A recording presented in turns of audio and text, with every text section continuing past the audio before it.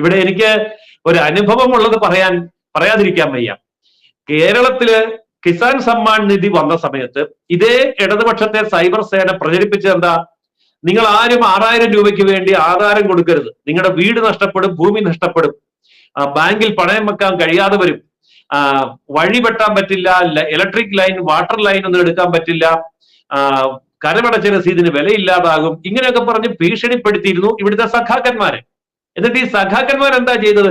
അവരാദ്യം പോയി ഈ കിസാൻ സമ്മാൻ നിധി മേടിച്ചു. അതുകൊണ്ട് അനുഭവത്തിൽ നിന്ന് ഞാൻ പറയാണ്, പൊന്നിയരി കൂടുതലും മേടിക്കുന്നത് ഇടതുപക്ഷ സഹാക്കന്മാരായിരിക്കും.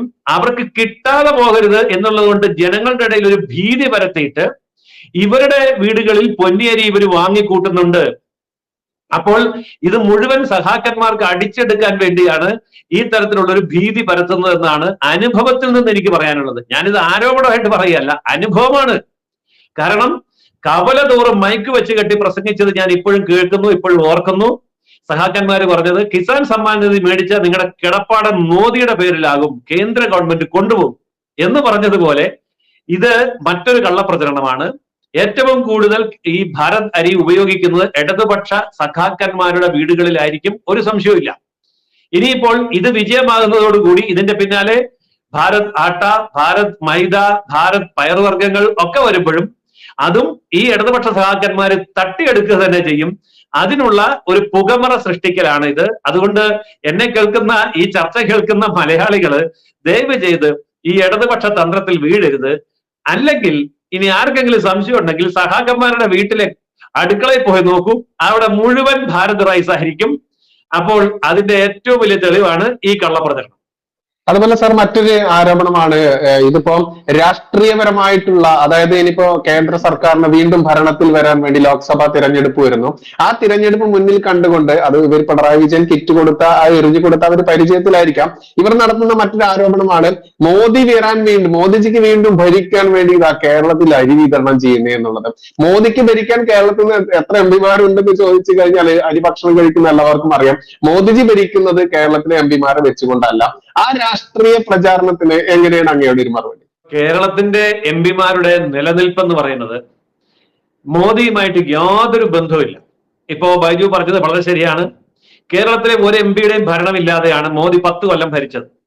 ഇനിയിപ്പോൾ അടുത്ത ഭരണത്തിലേറാൻ പോകുന്ന സമയത്തും കേരളത്തിലെ ഒരു എംപിയുടെയും പിന്തുണ കണക്ക് കൂട്ടിയിട്ടല്ല, പ്രതീക്ഷിക്കുന്നുണ്ട്, പക്ഷെ കണക്ക് കൂട്ടിയിട്ടല്ല ഭൂരിപക്ഷം നിർണയിച്ചിരിക്കുന്നത്.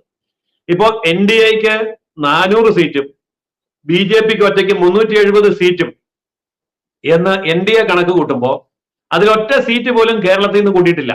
അതിന്റെ അവര് പറയുന്ന കണക്ക് നോക്കിയാൽ നമുക്കത് മനസ്സിലാവും. അപ്പോൾ കേരളത്തിൽ നിന്ന് ഒരു MPയെ പ്രതീക്ഷിച്ചുകൊണ്ടോ MLA പ്രതീക്ഷിച്ചുകൊണ്ടോ അല്ല ഇത്. എന്നാൽ കേരളത്തിന്റെ ഭരണത്തില് നമ്മൾ ശ്രദ്ധിക്കേണ്ട ഒരു വിഷയം, CPM രാഹുൽ ഗാന്ധിയെ അധികാരത്തിൽ എത്തിക്കണമെങ്കിൽ കേരളത്തിൽ രാഹുൽ ഗാന്ധിയുടെ കോൺഗ്രസിനെ തോപ്പിച്ച് എത്ര എംപിമാര് കിട്ടുന്നോ ആ എംപിമാരെ കൊണ്ട് വേണം അതേ രാഹുലിന് പിന്തുണ കൊടുക്കാൻ. ഇത് അവർ നേരിടുന്ന വലിയൊരു ക്രൈസിസാണ്. ഇനി തിരിച്ച് ഇന്ത്യ മുന്നണിയില് CPM-നെ നിലനിർത്തണമെങ്കിൽ കോൺഗ്രസ്സുകാർ എത്ര സീറ്റിൽ തോറ്റു കൊടുക്കുന്നോ അവിടെ CPM ജയിച്ചിട്ട് വേണം CPM-ന് ദേശീയ പാർട്ടി പദവി നിലനിർത്താൻ. ഇത്തവണ കൂടി ഇതേ അവസ്ഥയാണ് CPM-ന് വരുന്നതെങ്കിൽ അടുത്ത തവണ അരിവാൾ ചുറ്റികയിൽ CPM മത്സരിക്കാൻ പോകുന്നില്ല, തേങ്ങ മാങ്ങ കൊട്ട വട്ടി ചിഹ്നത്തിൽ മത്സരിക്കേണ്ടി വരും. അപ്പോ ഇവര് പരസ്പരം സഹായിച്ചാൽ മാത്രമേ കോൺഗ്രസ് ഉള്ളൂ, CPM ഉള്ളൂ.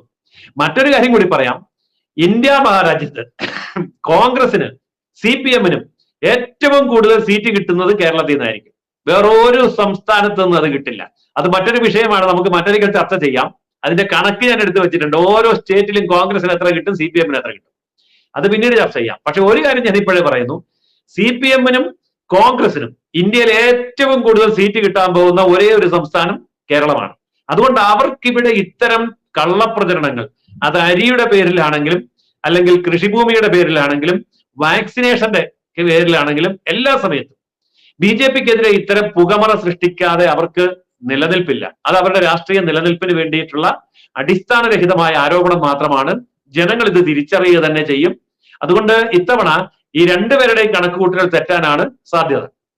മറ്റൊരു ചോദ്യമാണ് സർ, ഇപ്പോ തൃശ്ശൂരിലാണ് ഈ ഭരത്തരി റൈസ് വിതരണം ചെയ്ത ആദ്യത്തെ ആ ദിവസങ്ങളിൽ നമ്മൾ കണ്ടിരുന്നു.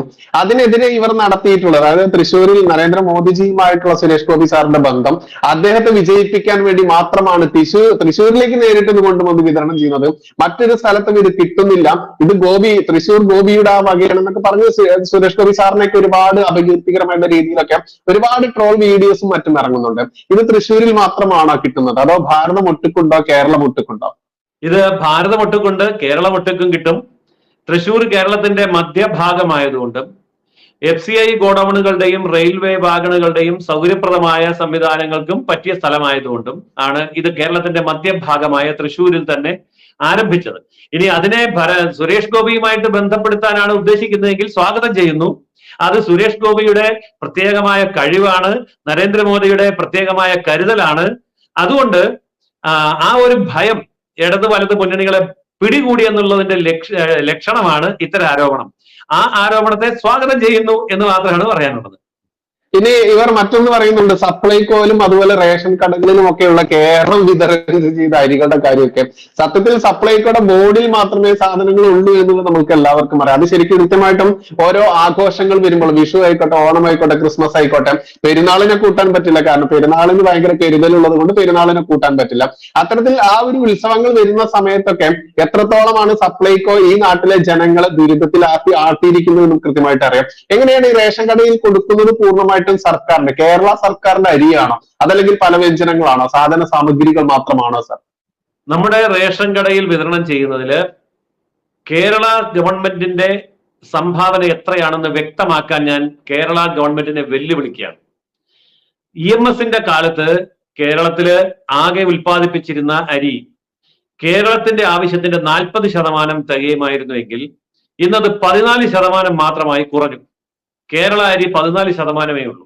86% അരിയും മറ്റ് സംസ്ഥാനങ്ങളിൽ നിന്ന് കേന്ദ്ര ഗവൺമെന്റ് ഇടപെട്ട് റേഷനായിട്ട് അല്ലാതെയും അനുവദിക്കുന്നതാണ്.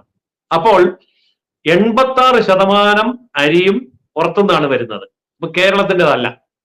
ഇനി ആണ് എങ്കിൽ ഞാൻ അവരെ വെല്ലുവിളിക്കുന്നു, കേരളത്തിന്റെ എത്ര ശതമാനം അരി കേരളത്തിൽ വിതരണം ചെയ്യുന്നു, കേന്ദ്രത്തിന്റെ എത്ര ശതമാനം അരി കേരളത്തിൽ വിതരണം ചെയ്യുന്നു? സഖാക്കന്മാരും ധൈര്യമുണ്ടെങ്കിൽ മറുപടി പറയട്ടെ.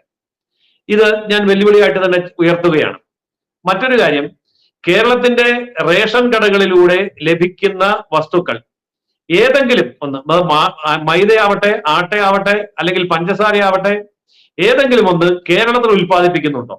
ഇതെല്ലാം തന്നെ കേന്ദ്ര ഗവൺമെന്റിന്റെ ഔദാര്യം കൊണ്ട് മാത്രം നമുക്ക് ലഭിക്കുന്നതാണ്. അപ്പൊ ഔദാര്യം എന്ന് പറയുമ്പോൾ ഇത് ഞങ്ങളുടെ അവകാശമാണ് എന്നാണ് കേരളം പറയുന്നത്. എല്ലാ സംസ്ഥാനങ്ങൾക്കും അവരവരുടേതായിട്ടുള്ള അവകാശമുണ്ട്. അവിടെ ഇവരൊരു വാദവും കൂടി ഉയർത്തുന്നു, ഞങ്ങളാണ് ഉത്തരേന്ത്യൻ സംസ്ഥാനങ്ങളെ നിലനിർത്തുന്നത്, ഞങ്ങളാണ് കൂടുതൽ, കേരളമാണ് കൂടുതൽ നികുതി കൊടുക്കുന്നത്. അങ്ങനെയാണെങ്കിൽ ഞാനൊന്ന് ചോദിക്കട്ടെ, കേരളത്തിൽ 14 ജില്ലകളുണ്ട്. 14 ജില്ലകളിൽ ഏറ്റവും കൂടുതൽ നികുതി പിരിക്കുന്നത് എറണാകുളമാണ്. അങ്ങനെയാണ് എറണാകുളത്ത് നികുതി പിരിക്കുന്നത് മുഴുവൻ എറണാകുളത്ത് ഉപയോഗിക്കണം, പുറത്തേക്ക് കൊടുക്കാൻ പാടില്ല എന്ന നിർദ്ദേശം പിണറായി വിജയനോ അല്ലെങ്കിൽ UDFനോ നടപ്പാക്കാൻ ധൈര്യമുണ്ടോ? അപ്പോൾ സംസ്ഥാനത്തിന്റെ ഏത് ഭാഗത്ത് നികുതി വന്നാലും അത് അങ്ങോട്ടും ഇങ്ങോട്ടും വിതരണം ചെയ്യുമ്പോഴാണ് സംസ്ഥാനത്തിന് ഉപയോഗിക്കുക. അതുപോലെ രാജ്യത്തിന്റെ ഏത് ഭാഗത്ത് നികുതി പിരിച്ചാലും അത് രാജ്യത്തിലെ ഇല്ലാത്ത പ്രദേശങ്ങളിലേക്ക് കൂടുതൽ കൊടുക്കണം. നിർമ്മലാ സീതാരാമൻ വ്യക്തമായിട്ട് ഈ കാര്യം പാർലമെന്റിൽ പറഞ്ഞു. ഇന്ത്യയിലെ വിഭവ ദാരിദ്ര്യമുള്ള സംസ്ഥാനത്തിൽ ഏറ്റവും ദാരിദ്ര്യവാസി, നമ്പർ 1 ദാരിദ്ര്യവാസിയാണ് കേരള സംസ്ഥാനം. കണക്കുകൾ വെച്ചുകൊണ്ട് അവർ പറഞ്ഞു, തെളിയിച്ചു. അതുകൊണ്ട് മറ്റ് സംസ്ഥാനങ്ങളിൽ ലഭിക്കുന്ന വിഹിതമാണ് കേരളം ഭുജിക്കുന്നത് എന്ന് കൃത്യമായിട്ട് തെളിയിച്ചു. അപ്പോൾ കേരളത്തിലെ റേഷൻ കടകളിലൂടെ ഞങ്ങൾ കൊടുക്കുന്നു എന്ന് പറയുന്നത് ശരിയല്ല. കേരളത്തിലെ റേഷൻ കടകളിലൂടെ കേന്ദ്രം കൊടുക്കുന്നത്, കേരളം വിതരണം ചെയ്യുന്നത് എന്ന് പറയുന്നതാണ് ശരി.